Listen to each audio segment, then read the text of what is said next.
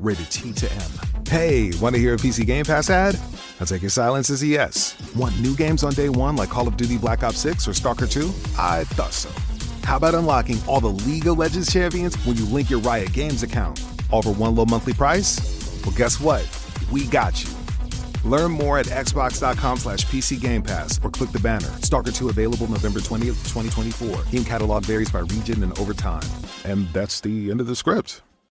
Welcome to Mind Love, episode 234. Today's episode is all about mental health diagnoses. Are they a lifeline or a self-fulfilling prophecy?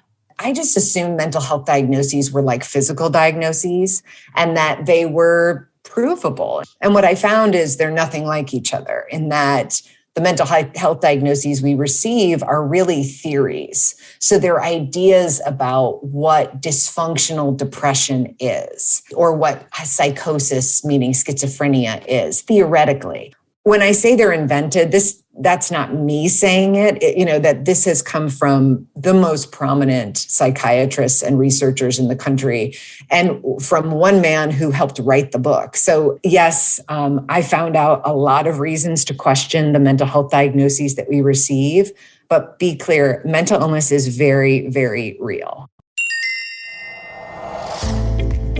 Turn up your frequency with Mind Love. Bite-sized brain hacks for seekers, dreamers, and doers. It's time to give your mind a little love with your host, Melissa Monti.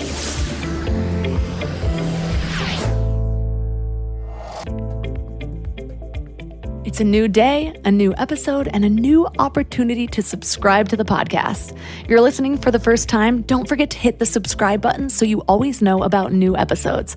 Plus, it makes you one of my favorite people. Because the more subscribers I have, the more I attract amazing guests to help better serve you. So don't forget to subscribe. Today, I want to read a short and sweet review from ARN, who says, "Your podcast is so good. I appreciate the work you do. You've helped me through some very difficult times. Thank you. You're awesome." Well, thank you so much for taking just a few moments to support Mind Love. I so appreciate it. And now on to the show. Have you ever been diagnosed with depression or anxiety, ADD or ADHD? What about bipolar or even a period of psychosis? Well, did you know that all of these diagnoses are just guesses? They're actually completely made up. You guys, I'm about to get real fired up in this episode. Whenever this topic seems to come up, suddenly my activist pants are on and I'm running toward it guns blazing. We're going to give you a lot of information today, but I want to start with a few prefaces.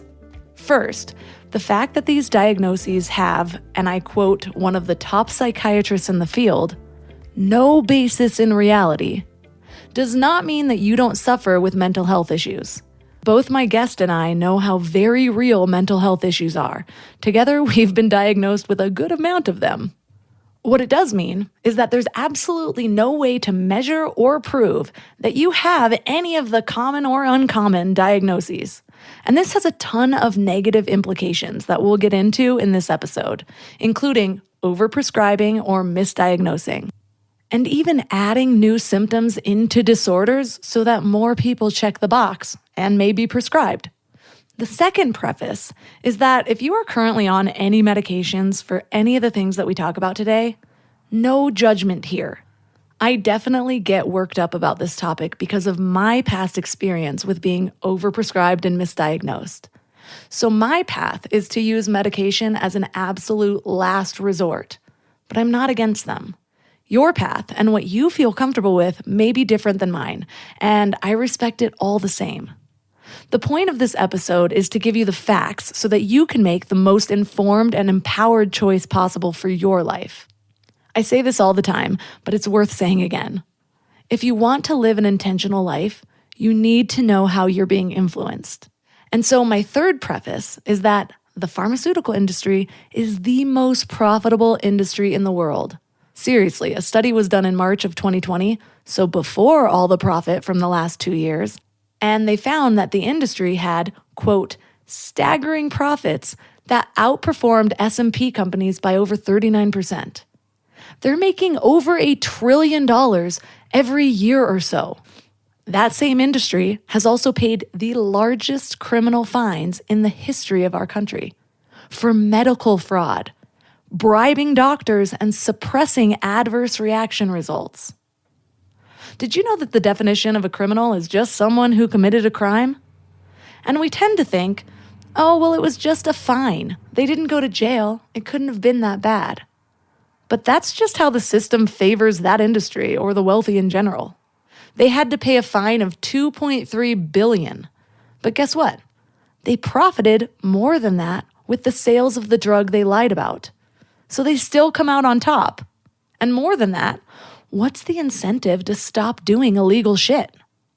There's not any, really, because it's always happening. This is not a conspiracy theory, so don't get that in your head.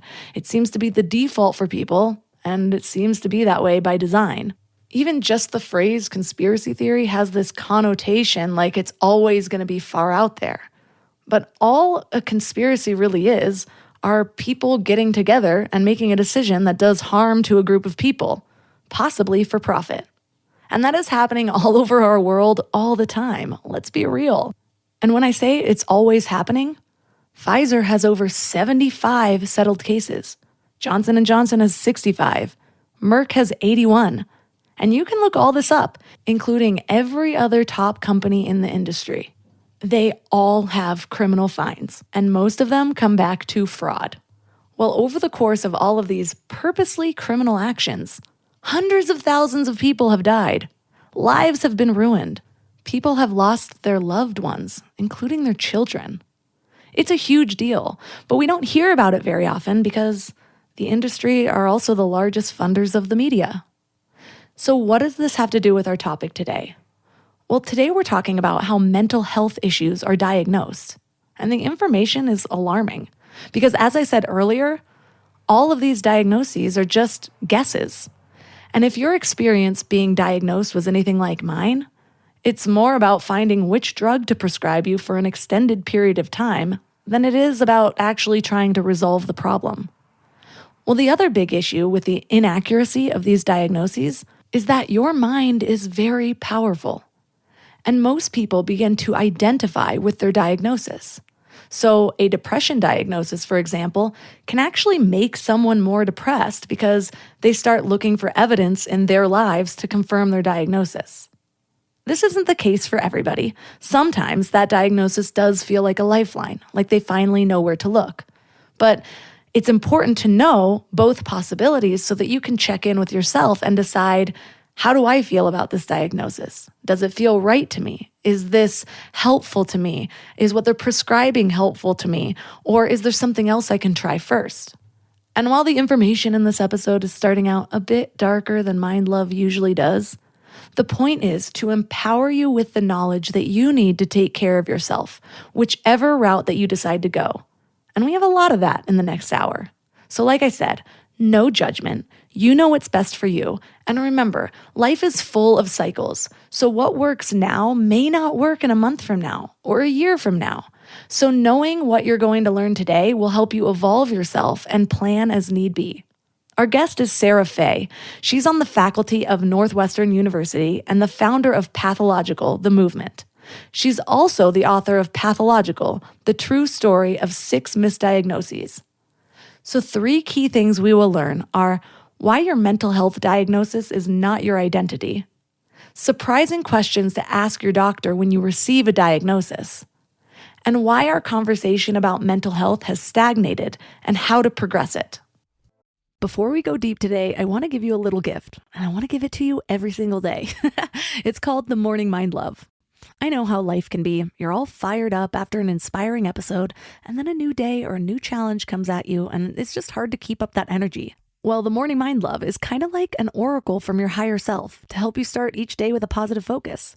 Plus, when you sign up, you get 2 free gifts, a 30-minute binaural meditation and 30 days of journaling prompts to help you remember who you truly are. And it's all completely free. So join over 9,000 people and go to mindlove.com to sign up or text the word morning to 33777.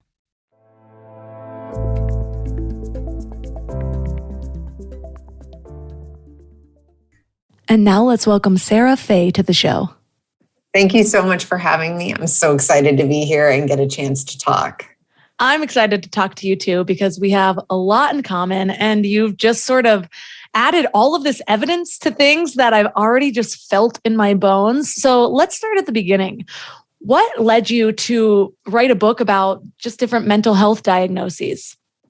So I was diagnosed with 6 different mental disorders starting when I was 12, and we can get into your story too. But anorexia when I was 12, in my 20s, it was generalized anxiety disorder, major depressive disorder, then obsessive compulsive disorder, attention deficit hyperactivity disorder, and finally I ended up with a bipolar diagnosis.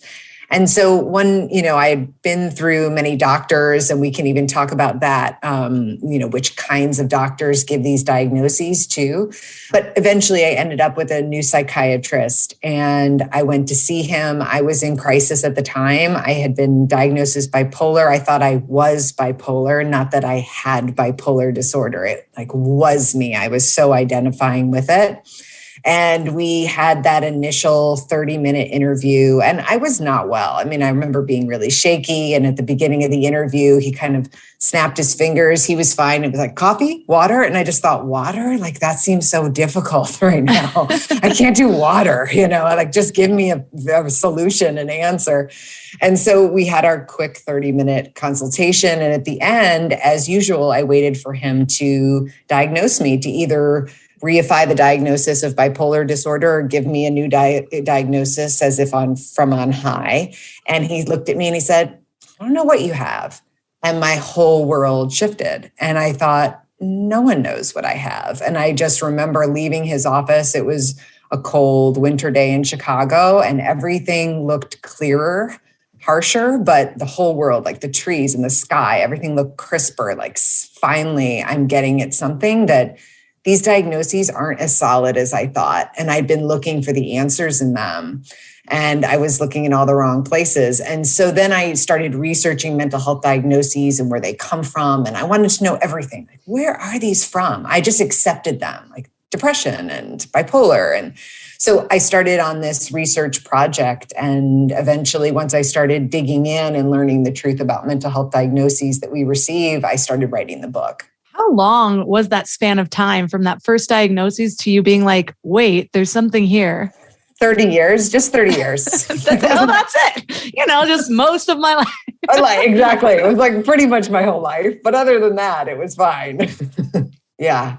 So how are mental health conditions diagnosed now? And why is it that they're so kind of faulty? It's fascinating because I just knew none of this. So if people, first of all, if your eyes glaze over at first when I say words like DSM or the Diagnostic and Statistical Manual, I'm right there with you. I didn't know anything about these and it all sounded very technical, but I'll really simplify. So what I learned is that I just assumed mental health diagnoses were like physical diagnoses and that they were provable in some way. I had never gotten a blood test for it. I had never seen an X-ray, obviously, right? We go into a psychiatrist's office or a primary care physician's office, a general practitioner's office or family doctor, and we get a diagnosis, but it seems the same, right? Like getting a diagnosis of cancer or getting a diagnosis of diabetes. And even in the media, they're likened to each other.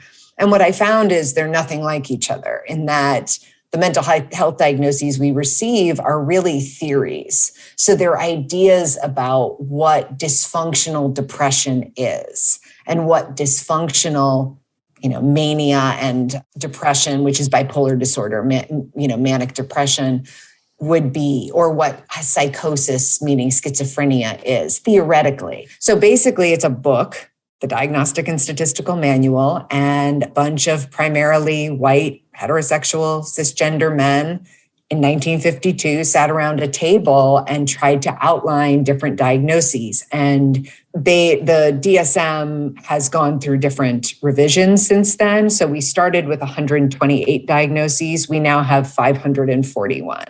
So that many diagnoses have been created over the years. And what's happened now is if we were to look at a page in the DSM, you'd see depression and then a list of symptoms that you qualify for.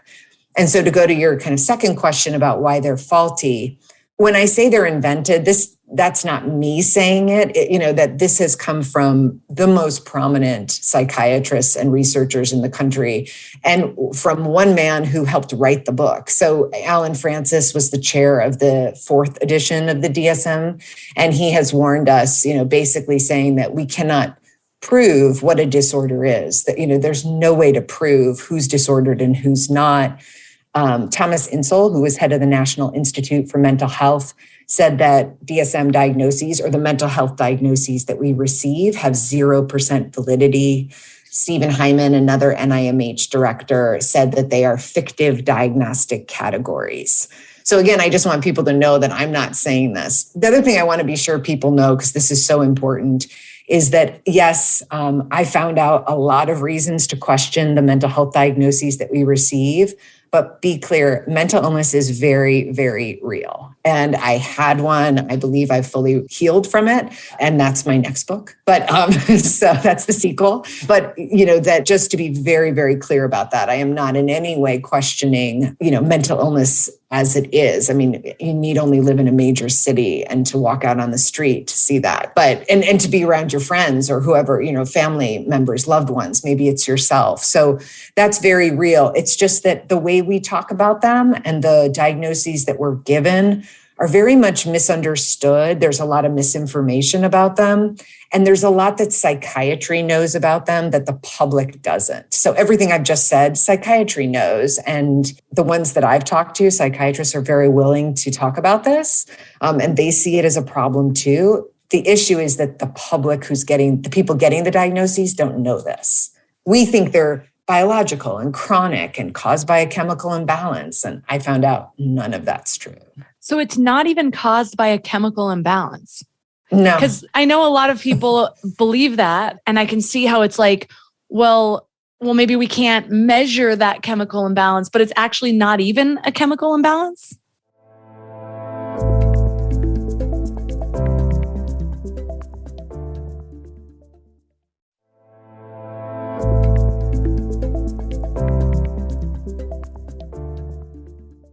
Well, maybe we can't measure that chemical imbalance, but it's actually not even a chemical imbalance.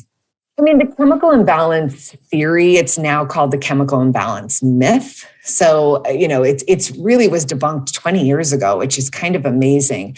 But when it came about in the 1950s, this idea, it was actually with norepinephrine and not serotonin at all. But this idea that, okay, maybe it had to do with the levels of these neurotransmitters. When that started, it really was just a theory. And it wasn't ever proven, but it got swept up in what's called the sort of biomedical model revolution of psychiatry. And that started in 1980 with the 3rd edition of the DSM. And basically what happened was one man in particular, Robert Spitzer, who's a really formidable figure in psychiatry and has since passed away. But again, I think meant very well. He wanted psychiatry to be considered a legitimate field of medicine. You have to go to medical school to become a psychiatrist, but it was thought of as you can't prove any of this. A lot of this is in the mind, not the brain. You don't have any x-rays. You don't have any proof. But he really pushed, no, depression is biological. We can prove it. Someday we'll be able to show it on an x-ray or a scan. And that never happened. So they kept promising, yes, this is going to happen. And the chemical imbalance theory became part of that narrative. And it made sense. And then what happened was pharmaceutical companies swept in. And if they could prove that, or they could show or say that depression was caused by a chemical imbalance, then they could also say, hey, look, our pill will combat that. But if you just say, we don't know how depression works, and then how can a pharmaceutical company say, I have exactly what you need to target it, right? So it just was this kind of confluence of occurrences that made the chemical imbalance theory seem real. And then the media really reported on it, and they still do, which is very sad. I will say that now what researchers are looking at is they're trying to see it more, and this has been questioned too, but as a computer kind of circuit board, that's actually what we're looking at, and that the circuits are somehow not communicating. But we have so many neurotransmitters in our brain, we can't actually say, oh, it's serotonin or it's dopamine or something like that. I am reminded with this topic of a book I read by Mark Lewis called The Biology of Desire. And the whole premise about it is alcoholism isn't a disease. And you go anywhere and it's like, well, alcoholism is a disease. It's a disease. It's a disease. And just like what you're talking about, where giving this diagnoses, there are benefits to it because then all of a sudden workplaces take it more seriously when you're saying I have a mental health issue rather than like sending all women away to like some psych ward or like giving people lobotomies for no good reason, like whatever they used to do. And so he says his whole argument is about alcohol, but he goes into all the science that shows that alcoholism is not a disease. There's nothing actually that shows that it's a disease. There's zero proof for that. But then you talk to people and they're like, well, it's really helpful for my husband to think of it as a disease. And I could see that. And I think you made the point in your book as well, where for some people, a diagnosis gives them a community, places to search, answers to be found. But for other people, like for me, for example, it didn't work that way. When I was bulimic, the community I found were all the pro Mia and pro learning how to be more bulimic, punching myself in the stomach cures hunger pains, stuff that I learned, with my Thinspiration boards all up there. But for the most part, all I was hearing was that the reason that I found those communities was that I kept hearing that it is incurable. I'm going to live with this for my entire life. And that didn't feel hopeful to me. And so I'm like, well, if I'm going to live with this for my entire life, why fight it? Yeah. And so for some people, it has the opposite effect. It's not so helpful. Exactly. And I also want to kind of express empathy because when I was going through this, I identified so much with my diagnoses that if someone had tried to question them, I would have felt so rattled. And I've spoken to people, and as I'm promoting the book, I know that can happen. So just stay with us. Just don't, I understand. And there's a good place to rest with all of this. I mean, it doesn't mean that you're not suffering, right? I mean, and if a diagnosis does, I think the autism community is a great example. And I mention it in my book where they are just so empowered by the diagnosis. And it's really become this just rallying point. And that's fantastic, right? That's not the case with a lot of diagnoses. So when you get a diagnosis, you're just told what's wrong with you. At no point do they say, oh, and this aspect of it is really good. That doesn't happen, at least not on the psychiatry level. But you're absolutely right. I mean, for me, they were self-fulfilling prophecies. I learned about them. I think going to your point too, at first, with alcohol being a disease, they were trying to combat alcohol as a moral failing. Yeah. So it came from a good place. And the same thing is true for mental health diagnoses, that they wanted mental illness. They wanted to reduce the stigma. But what's fascinating is that they did a study and telling people that they have a biological cause for mental illness, which has never been proven, actually increased stigma. It didn't lower self-stigma. They actually thought something was internally, permanently wrong with them. And I think to your point too, that the real danger here is that we're being led to believe that all these diagnoses are chronic. I didn't find out until I started writing the book that they aren't. I mean, I 30 years in the mental health system, every single diagnosis I got, I was told it was chronic. I'd have it for the rest of my life. And like you, I resigned myself to it. I was just like, okay, well, then here we go.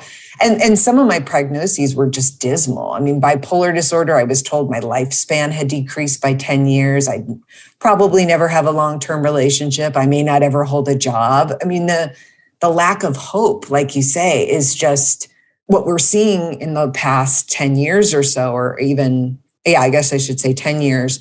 Suicide rates are going up, rates of mental health diagnoses and mental illnesses are going up. Well, of course, because we aren't letting people heal. We're telling them they can't. I am forever a pharmaceutical industry skeptic. I was diagnosed with a lot of different things and prescribed a lot of different things. And I am not saying that there aren't medical wonders, life-saving things that the industry has helped with. But it can't be ignored. The largest criminal fine ever paid was by the pharmaceutical industry and by the company that apparently we're all supposed to trust with our lives the last 2 years. And so that is something that I can't get around. But one thing that I wonder is, what about the conflict of interest? Because so often people don't even realize how much money the pharmaceutical industry puts into medical curriculum. So they are funding the curriculum of our doctors. And so often I hear people being like, well, just go ask the doctor.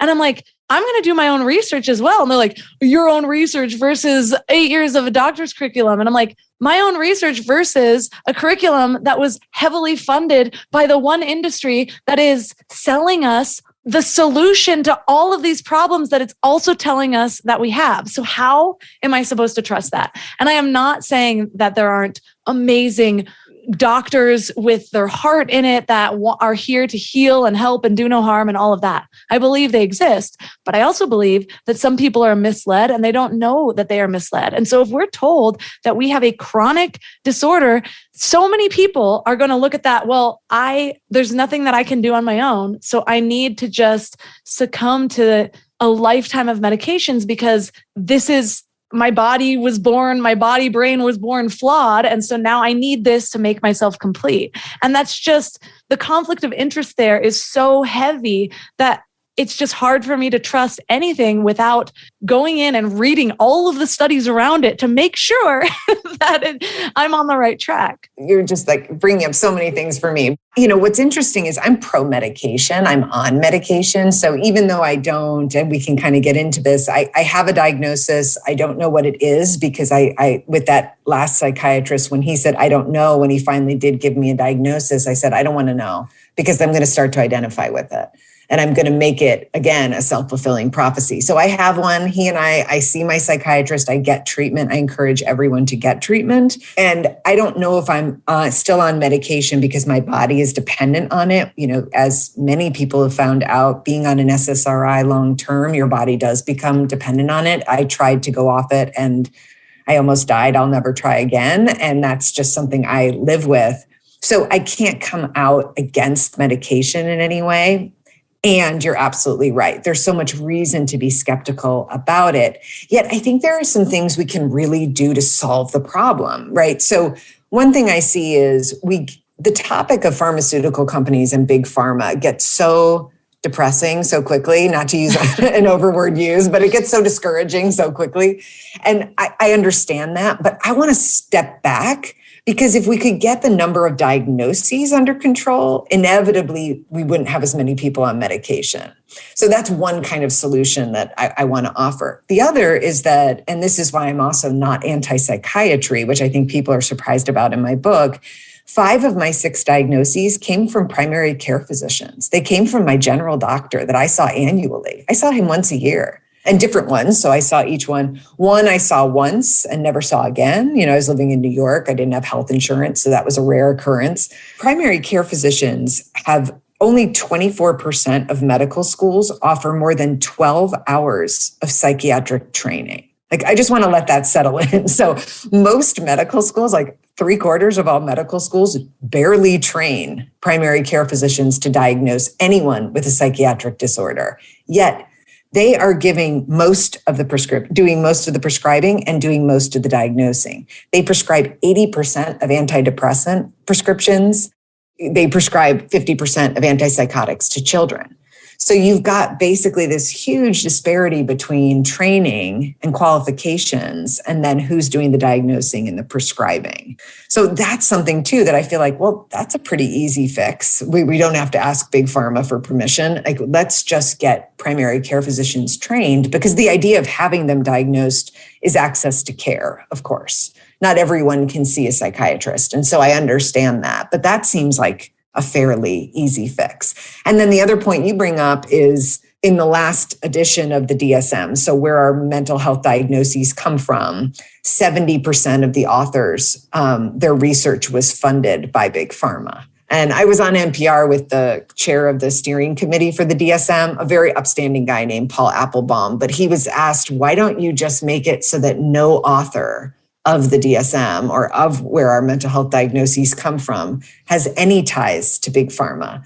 And he kind of hedged and basically said, then we wouldn't have anyone. It was really quite, it was quite revealing, but I don't think he meant it like that. He meant like the good ones, but it was so, yeah.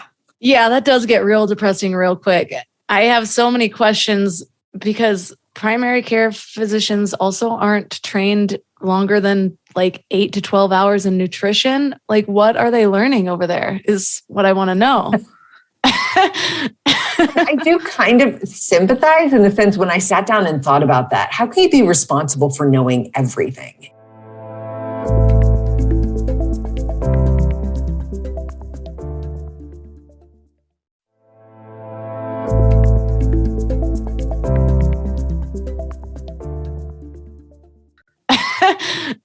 I do kind of sympathize in the sense when I sat down and thought about that. How can you be responsible for knowing everything anyway? I mean, how can you be expected to know all this? But what's disturbing about that in that same study, it came from the University of Michigan. It's a 2019 study. Also, only 30% of primary care physicians consult with a psychiatrist.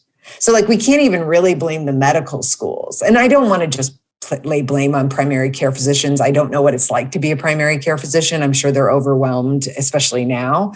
But, that says so much. Why aren't we even consulting? And I guess I can answer that question. There's a shortage of psychiatrists. But again, there just feels like, why aren't we finding solutions here more than we are? Well, to put somebody on a medication that is going to alter who they are in a number of different ways, how they behave, how they think, how they feel about themselves, that shouldn't just be let me write you a quick script. I mean, I was having a foot problem recently and I had to go to the doctor and they immediately tell me to go to a podiatrist. And then the podiatrist, I was just reminded why I don't go very often. It was a very bad experience. All of a sudden starts listing everything that could be wrong, but in a way that I was just going to have it forever. And maybe we can do surgery, but your foot will be messed up. I'm like, you haven't even taken an x-ray. How do you know what you're talking about yet? And instead I'm like leaving all doom and gloom. Turned out I had a splinter deep in my foot and I removed it myself in my kitchen and it was so deep I couldn't feel it. But it started it was actually very odd.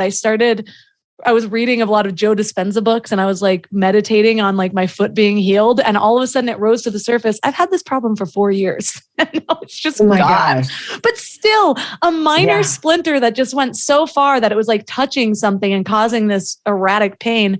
And all of a sudden I'm like gonna need my foot amputated.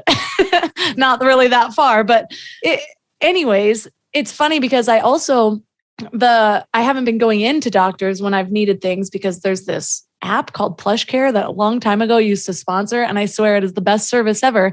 But I had an appointment about something and she actually consulted with a geneticist, did all these things. And I'm like, this is the experience that I need in a doctor where they're like willing to look deeper beyond what they just know. And I think that's something that we all kind of have a tendency to do sometimes, a lot of people, where it's like somebody asks you a question, you feel like you should know. So you just give an answer rather than just saying, I need to check into that. I need to look deeper. Let me consult somebody who might know. Imagine the state of our health if more doctors were willing to do that. I want to say I've given up on psychiatry, but I'm not waiting for psychiatry to make the changes it needs to make to create a better mental health care system. So I think we need to educate ourselves and be asking the right questions and know what questions to ask and support each other because we're all in this together. And so that's also why I wrote the book in answer to your question. I wanted to give everyone all the information they need to make better informed decisions about their mental health and their children's mental health and their loved ones' mental health. Absolutely. Oh, yeah. One other thing you brought up that really I wanted to mention was just this idea of prescribing and then that's it and it's lifelong. I mean, there's a problem with letting people believe or making them believe that any of these diagnoses have been proven to be lifelong. But the other problem is that we aren't, and this is one question I encourage people to ask is, what is our treatment strategy? And sometimes I call it an exit strategy. So, okay, the doctor says you have major depressive disorder or generalized anxiety disorder. I'm prescribing you this antidepressant or SSRI, right? And then you might ask, okay, and then what's the treatment strategy, exit strategy? When I start to feel better, I like the word when instead of if, because we do know that with time and sometimes medication helps, that this could pass, right? It could be a situational occurrence. It could be just something that we need to get through. And then you have a strategy for when you start to feel better, titrating off the medication. But you already know that. I mean, antidepressants weren't studied for longer than 3 months. They weren't intended to be on longer than 3 months. I didn't know that until I'd been on them for 12 years, but it was good to learn. So I also think about, because I had pretty deep depression.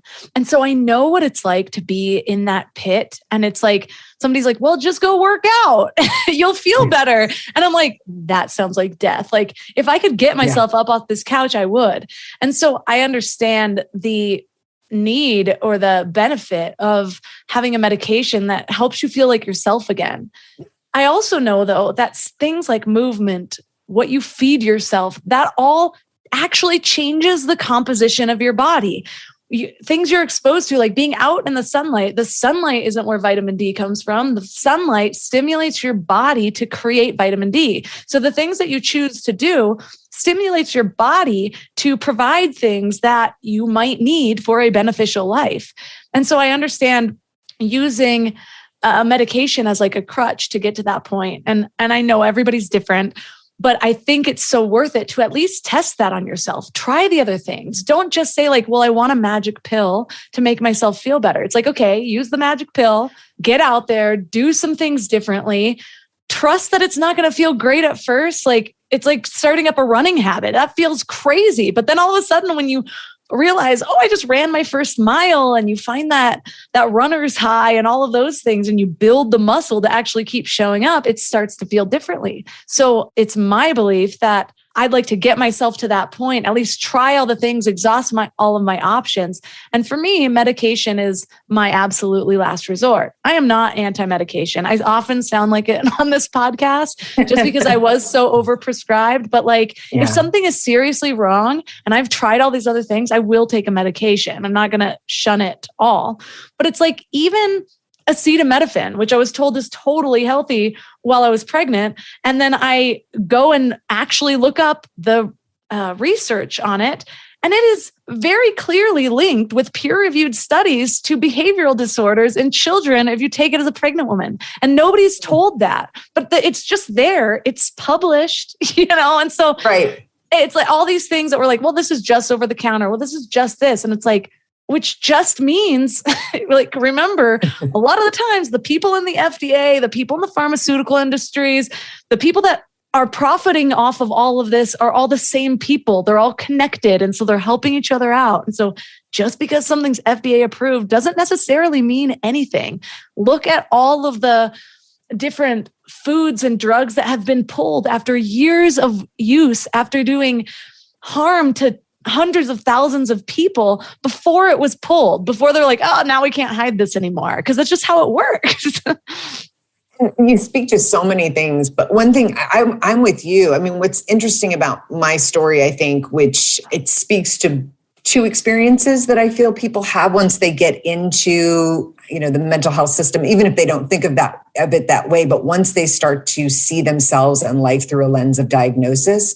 And one side of it was like me, I wouldn't take aspirin. I was absolutely against taking medication. I didn't take my first psychotropic drug until I was in my 30s. So, and that I took some it was Valium, but that was a very short-term thing. So I really didn't get into it even until my 40s. That's very rare. So I'd been getting diagnoses, but not taking drugs. But then the other experience, which I also had, was once I started taking a medication, I very quickly got into the medication cycle of changing doses and suddenly going off one medication and on another one. And what started to happen for me, and something that's become really, really integral to my recovery, and I don't even call it recovery, I've been cured. I really feel comfortable saying that. Even though we're told that you can't be cured, I believe you can. I mean, my mind is so different now. I can't even, I'm trying to explain it in my book. So I'll get to you. I will explain it by the time the book is done, but that I no longer change unless something really drastic happens. I do not change my medication. It's at a place where I have fairly, few side effects. And that caused so many more problems going on medications, going off medications. And what I started doing was, something's wrong. It's got to be my depression or my bipolar. It's interesting how we kind of own those terms too. It's so fascinating, but that, okay, I'm going to fix it with the medication. And yet I was doing yoga, I ran, I eat really clean and really healthy. So I hadn't really tried everything. And I think there are people out there who've done the same. And yet it just still nothing was giving me the relief, the psychic and emotional relief that I needed. Yeah, thanks for bringing that up, because I know I can definitely get into my bubble because I know what worked for me. And I'm like, I read a lot of books where I'm like, oh, this is a new way to think about something. So it was very gradual healing. And I still have, to this day, I still have some pretty low lows when it comes up. I have a lot of tools now that I'm like, okay, I'm going to allow myself to lay here, but then I'm going to get up. I have like stepping stones to get out. And now for me personally, it doesn't last more than like a day or two. And it is definitely connected to my hormones, especially after just having a baby. But a combination of those things were really helpful to me. And I do recognize that other people do need extra help. I think it's so important to, like you said, about how we kind of own these diagnoses, because you had talked about in your book how, the sicker you believed yourself to be, the more evidence you found that confirmed that you were sick. And so that's another thing that happens. And we've been talking about how this relates to people that have actual mental health issues that are arising, whether it's depression, extreme anxiety, all of those things. But there's also a whole nother spectrum of people being prescribed things just because they don't fall into like what we think of as normal. And that's another part of my story, just about, I have such weird views about ADD and ADHD. I was an ADD kid. I didn't start medication until I was older, but then it was like my ADD. I loved this medication. I loved Adderall because it fed into my eating disorder too. I'm like, well, this at least helps me. Like, how much would I be binging and purging without this? Even though it would hold me off for certain times during the day, but then I would usually just be at night that I would be engaging in all of this. But the history of ADD actually shows that there was a big increase in ADD, and even it goes with the school system about how we are, like, basically they were trying to get everyone to, once the Industrial Revolution happened, to be factory workers, to be okay with working from 9 to 5 every single day, long hours, long commutes, sitting there. And so our school system was made to breed that type of person, get up at the bell, sit in your seat, learn this specific way. And the fact is that is just not how everybody learns. And so whenever I bring up my disdain for Adderall, because it was one of those things where I started small and I kept increasing my dosage, and I did not want to get off of it. But then we thought we were going to be moving out of the country. And so I was like, okay, well, now's the time. It also is feeling out of alignment. I'm being pretty natural in all these other ways. Why am I still not willing to look at this? And when there was a huge come down period. I felt awful. I wanted to get back on it so many times. But then after about 6 weeks, all of a sudden, I started finding pockets of my personality that I didn't even know that I had lost. And then over the course of the next year, I remembered who I was. And I didn't even know that I had changed. My mom knew I had changed. I could cry thinking about this. And so often people are like, oh my God, I finally feel like myself after not being able to concentrate at work and not being able to concentrate at school, or my kid is finally excelling at school because I have them on. But let's be real, it is prescription meth. Like, it just is prescription meth. It literally says meth when you buy the methamphetamines, when you buy the generic thing. Yeah. Guess what? The first time I did actual meth, I felt great. The downsides come later for you. The first month I did cocaine, I felt like I was queen of the world. And then all of a sudden it became the worst thing ever. And so it's because it's cleaner and it doesn't necessarily have the effects as quickly as street drugs, we make all these excuses for it. But like, so much of me wonders, what if the school was just a little bit differently, to where it embraced other styles of learning? It saw the gifts in this person rather than the fact that they can't take a test well or memorize bullshit that we will never need again in our lives, because I barely use anything that I learned in school now. And so it just makes me sad, because there's so much that needs to be changed in order to fix. Like, I don't know what to tell somebody. I was just talking to somebody about this. Well, my kid's so much better on Adderall. and he's 8. And I'm like, my heart kind of breaks because I'm like, just as you said earlier, you start to become dependent if you take something for long term. I definitely was, and it was awful getting off of it. I identified with it. And so I don't know how to say to fix that, because it's like, if your kid has to go to public school and has to excel in these ways without feeling like a failure, then what do you even do? Sorry, that was a really long rant. I get very fired up about this. No, it's okay. I mean, what's fascinating about ADHD, and this is something I write about in my book. And again, I just think we need the awareness of this. Like if I had known this, I might have had a different attitude. So the ADHD, it used to be ADHD. And then you notice some people call it ADHD and some people call it ADD. Well, they dropped the H between the 3rd and 4th edition of the DSM.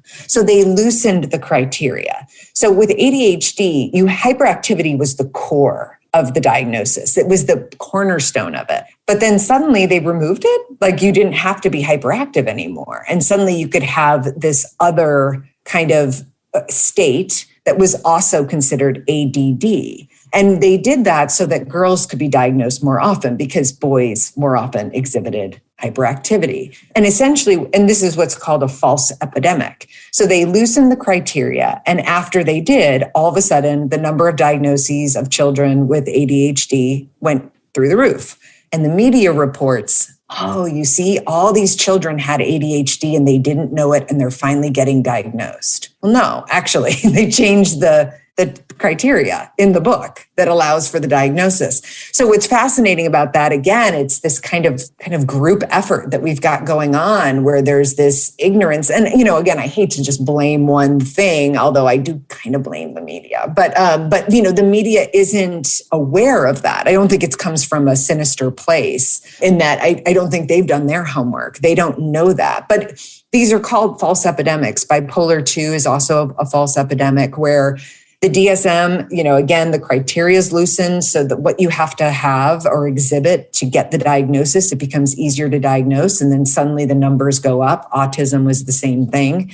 And we think, all these people are now being diagnosed that need it. Well, no, actually, it's not that at all. And so ADHD is really fascinating in that way. The other thing that's really problematic about the DSM and diagnoses, when we have the conversation start with diagnoses and end with diagnoses, and somewhere in there is medication, is that we aren't taking the context into account.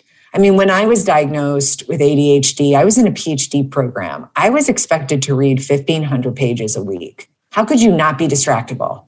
Like that just seems absolutely ridiculous. And I could go through my history and find similar things. Like when I was diagnosed with generalized anxiety disorder, I lived in New York City, and New York lights some people up, and it sucks some people down, and it frays other people. And for me, it really frayed my nerves. It was just too much stimulation all the time. So again, like looking at context, what is happening in someone's life? That's another question you can ask your physician if you're diagnosed or your child is this situational? Like, could this be the result of what's happening? And could we try, going to your point, could we look at making lifestyle changes or life changes before we try a medication? And whether that's finding, a better, and I know not everyone can do this, but something in the school that's allowing for differentiated learning or something along those lines. But there's no money in that. I know. You're and right. then you talked about the media, and the media is the biggest funder is the pharmaceutical industry of every single major media outlet. And then the people that are in the pharmaceutical industries are on the boards of these media outlets and of there's just so much conflict of interest to untangle. And so but like you said, this can be depressing, but it's not for me anymore. It was in the beginning until I realized this only affects you if you're unwilling to do your own research and understand how to do your own research. And so Googling things also doesn't necessarily work because the top articles that come up are also just the most funded by the same people that are causing all of these problems. And so you have to learn to use keywords like .gov study and look into the actual publications, actually scour it yourself, use other search engines like the Brave search engine that isn't as just convoluted.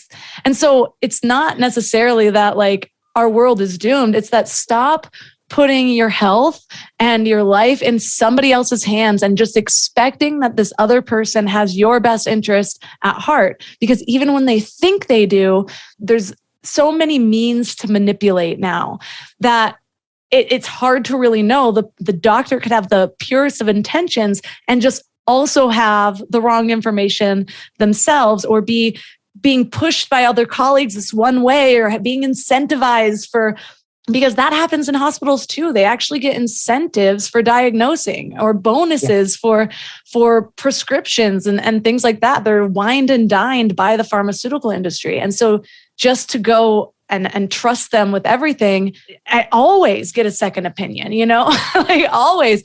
And that second opinion should be very heavily influenced by what you are finding yourself from the source. You're so on top of this. I mean, I think so many people are not anywhere near where you are, and it's so beautiful. But I will say I agree with the research. And I also think that's so challenging. I mean, one thing about my book is I have over 500 citations in it. So I have a PhD, I can research well, and I can translate that information well. So I wanted to give everyone, I did all the reading of the studies. And so I gave everyone all the information they need and the citations to back it up and the sources to back it up. And so I wish other people would do that, like with nutrition and that sort of thing, because then I think that reading the studies, one thing that was I noticed right away, and that can be very hard for people, is you can also read one study that argues one thing and another that argues exactly the opposite. But then you have to go down and look at where their funding comes from. So they have conflicts of interest at the bottom, going back to your point. And, all of a sudden, especially in psychiatry, you see, funding from Eli Lilly and Merck and all these places. So then you think of that study a little bit differently.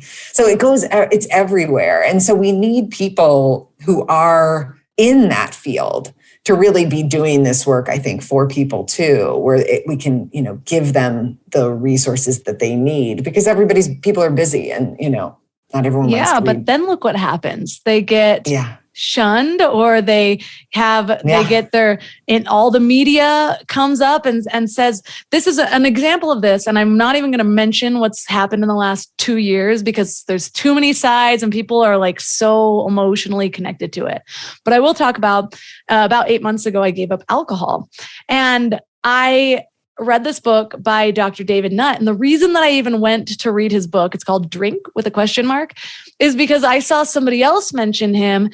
He took all of the data of what basically the downsides of what alcohol actually does that we don't hear a lot about. And he ended up being so shamed by the industry because the government makes a ton of money off of alcohol tax. And so the government doesn't even want people talking about all of the harmful sides of alcohol, yet liquor stores were the one thing they kept open when everything shut down. And it just infuriates me. But anyways, so he was just talking about alcohol, sharing all of these real studies, independent studies, how it's linked to 8 different cancers. We're not told that. We really only know about liver cirrhosis and heavily drinking things, but there are very clear connections to adverse health effects just by having 2 glasses a week of wine, which they don't tell you. And so anyways, he got fired from his job because he was publishing this information. And so then he started to write about it independently. And so that's kind of the downside. If you're a doctor and you're going against the biggest industry in the world, then you're risking your job. And so that's also why it's hard to get, I'm always praising the people that are speaking against the narrative. And I'm not saying that they're always right, but they're like, hey, let's look at this more. That's what these discussions should be. Hey, I see something concerning over here. Let's talk about it, instead of 3 months into something being like, we know everything right. Because we've seen, even over the last 2 years, that so many things that they claimed as fact that they were censoring before are now just actual fact, but the total opposite of it. It's like the opposite of what they published to be true is now the actual truth. And then that doesn't get any media attention because they don't want to embarrass themselves that the exact opposite is now true. And so unless you're on top of it, looking these things up, and so that's what you really need to do is if you yourself are diagnosed with something, like look into things, talk to a number of different doctors, talk to a naturopath, and also like look at the way our world is going and ask what else could be contributing to this. And back to the ADD that we talked about, of course, ADD is up. We are literally decreasing our attention spans every time we scroll through Twitter and are suddenly on a different topic every 2 seconds. When has that ever happened? We've never gone to the library, put down 100 books and read one paragraph at a time and like expected not to be confused and like wanting something new 3 paragraphs into a book. And so like, you just have to look at the whole picture of everything going on inside you and around you to actually find common sense. I feel like. And knowing the flaws in mental health diagnoses, just that we can also start looking at, and this would just behoove us because I can tell you the answers aren't in the diagnoses because they can't offer the answers and the solutions. That'll just never happen because they are constructed. But what can help is if we start separating anxiety, the disorder, with anxiety, the emotion. Depression, the disorder, and depression, the emotion, because they're different and we're using them as if they're synonymous right now, and they're not. And so really trying to look at, changing the way, even if we aren't doing all the research, but there are these little subtle things that we can do. Like, okay, I'm feeling depression. Does that mean I have a disorder? Let me look at the context, as you said. Let me look at what's going on in my life. There's so much being written about the mental health crisis among young people right now because of the pandemic. And that's absolutely true. And we need to look at it. Where I would hate to see it go is to suddenly diagnose all these young people with a supposedly lifelong mental disorder when they're having a very normal reaction to a global pandemic and spending 2 years in their bedroom. Like, absolutely, that's what you should, anxiety and depression sounds like a very normal thing. And if we were to sit down with a young person and say, it would just be really great to me. What I'd love to see is we talk about episodes of depression instead of disorders. Episodes, periods, conditions, something, and not even conditions, but periods of this. And then a young person could come to me or to you and say, I'm feeling this. I feel heavy and sick to my stomach. And, I don't want to get out of bed. Oh, you're going through one of the periods of depression. I've been there. We all go through it. Like, that's a very different conversation than something's wrong with you. You have a disorder. It's going to be for the rest of your life. Here's a medication. That is so true. And so just to recap, the beneficial things that we've learned after digging through the weeds, do your own research and look to see who these studies are funded by, because there may be a conflict of interest there. Ask a doctor what the exit strategy is for a new medication. Are there any other questions that we should be asking doctors when we are diagnosed with something? Yeah, I started Pathological the Movement, which is a public awareness campaign that's in tandem with Pathological, my memoir, The True Story of 6 Misdiagnoses. And the reason why I did that is I wanted to give people action steps. So they can also go to www.pathological.us, pathological us. Pathological means medicalizing a condition. So that's why I just love that address. Like, we are all pathological, because 46% of American adults and 20% of American adolescents and children will receive a mental health diagnosis in their lifetimes. So we are pathological us right now. They're saying that, all these things that we're feeling, thinking, and doing are, medical problems. But anyway, so what I have on there are 3 questions to ask if you or your loved one is ever diagnosed. And one is this situational? Could this be the result of something that's happening in my life? The other is this episodic? And that's really to push people. So episodic means it's just an episode. It's just a period of time, versus what we're led to believe often is that it's chronic. And really, no doctor should be telling you that any mental health disorder has been proven to be chronic. They may have the opinion that it is, and that's their opinion, that's valid. But to ask that question, to get it out in the open with your doctor that, okay, we're seeing this and we're going to treat this as a temporary thing for now until we have evidence to the contrary. And then the third question is, what is the exit strategy? If they're recommending medication for when I feel better, again, you could say if, but I like when, because again, like you've been saying, our minds are so powerful. That's the one thing I've learned. And when I stopped talking to myself like a sick person, and I stopped thinking of myself as someone who is inside a disorder, my life changed. I mean, it just did. And other things went along with that. But those are 3 questions that people can ask. And again, I'm very intimidated by my doctors still. So people can even ask themselves those questions. Yeah. I also wanted to mention that there are times where being in that, you talked about how when you think of yourself as sick, you kind of find more evidence confirming that you're sick. And I'm reminded of when I participated in bulimic behaviors. Yeah, exactly. You've just like changed the whole language. Yeah. I had thought that it was a lifelong thing. I remember being kind of in the in-between too, where I was like, no, I'm going to take this into my own hands. I was reading really empowering books. I'm like, I'm going to change my mindset around this and see what changes for me. And it was working for a while, but I would still like have these little relapses. And I'm like, there it is again. Like, maybe it's right. Maybe they're right. Maybe this will be with me forever. And then I read a book called The Bulimia Help Method. And one of the things that they talked about in there, their whole thing was like, basically this woman looked at it as not being a lifelong thing at all and started looking at all of the things that tied into this. And one of the things that she cited was the Minnesota starvation study, where it was basically like a prolonged famine-like semi-starvation study on healthy men. So and everyone that was brought in had no history of any sort of mental disorders at all.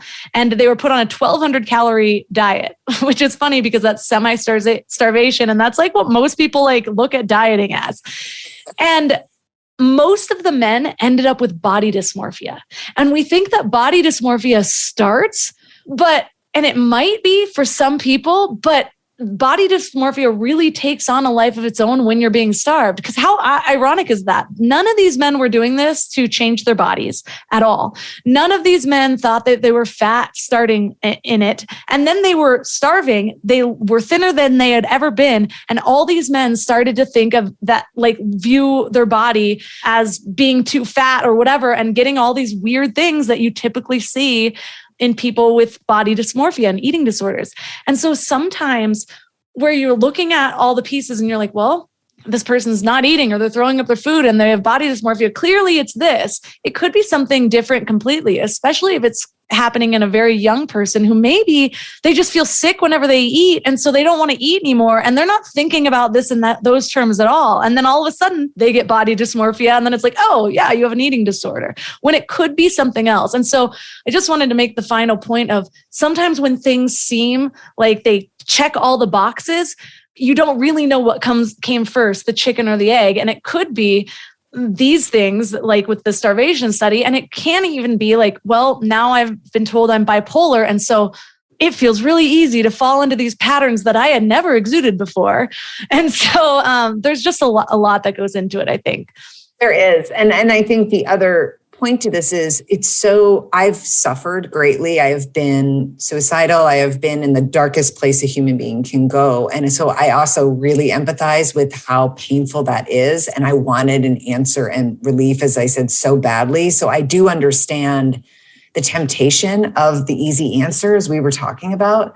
So again, I do understand it. And I say in my book, I may have done everything the same way if I'd known the truth about mental health diagnoses. I may have taken the medication. I may have really identified with my diagnoses. I don't know, but I wish I'd known the truth. Like that's all that I'm asking for with my book, and that our conversation stops with the misinformation about chemical imbalances and them being chronic, because we're really doing people a disservice, and that people can then make an informed choice about how they want to view the struggle that they're having. And I think it's also important just to note briefly that, the struggle's real. I mean, I don't want to imply that you can just think your way out of something, because that wasn't the case for me. As I said, I tried everything. I meditated, I yoga, I felt my inner body with, Eckhart Tolle, like I did the whole thing. So, and that it's, again, mental illness is very real, but our conversation right now is stagnating about it and getting stuck in a rut of like diagnosis. And so we need to push past it. Well, thank you so much for all of the research that you put into this and for balancing out sometimes my one-sided fire. I think this conversation was perfectly balanced in the way that it needed to be. And so I know that a lot of people are going to benefit from this. So for listeners that are interested in learning more about you and your book, where's the best place for them to connect? So you can find me on sarahfaye.org. I'm at Sarah Faye Author on all socials, and my book's available everywhere. So you can go to IndieBound if you want to support your local independent bookstore, or Amazon, of course, and everything in between. All the links for this episode will be at mindlove.com/234. Your challenge for this week is to just check in with yourself if you've had a diagnosis before. Ask yourself the questions, the challenging questions like, is my treatment plan still really working for me? Am I attached to this medication because I'm addicted to it or because it's actually helping? Am I willing to try maybe weaning myself off of it for a period of time? And I am not suggesting any one of these things. I am not a medical professional. I've done a crap ton of research for my own purposes, but I have not done research that specifically applies to your scenario. So you know better than I do, and possibly your doctor may know better than I do. But again, we've identified a lot of the holes in the system that may allow for the possibility that your doctor might not know best. So these are all tools so that you can equip yourself to ask the right questions, do the right research for yourself, and constantly be improving and evolving rather than just staying where you are because it may profit an industry with huge pockets that have convinced you as such. But again, you, your family, and possibly your medical professional are the ones to make this decision. But now you should be equipped with the right questions and information in order to decide. So let me know how it goes. Connect with me on Instagram at mindlovemelissa, or leave a comment right here on the show notes page at mindlove.com/234. If you'd love to support MindLove, the best way to do so is by joining MindLove Premium at mindlove.com/premium. You get a whole backlog of over 50 exclusive, just for premium members episodes, dozens of MindLove meditations, and other bonuses. And a free way to support the show is by leaving a 5-star review on Spotify or on Apple Podcasts. And if you do, I just might read your review on the show. And that's all for today. So thanks for giving your mind a little love today, and I'll see you next week. Thanks for tuning into Your Higher Frequency with MindLove. Head to mindlove.com for a free gift to keep your vibes up until next week.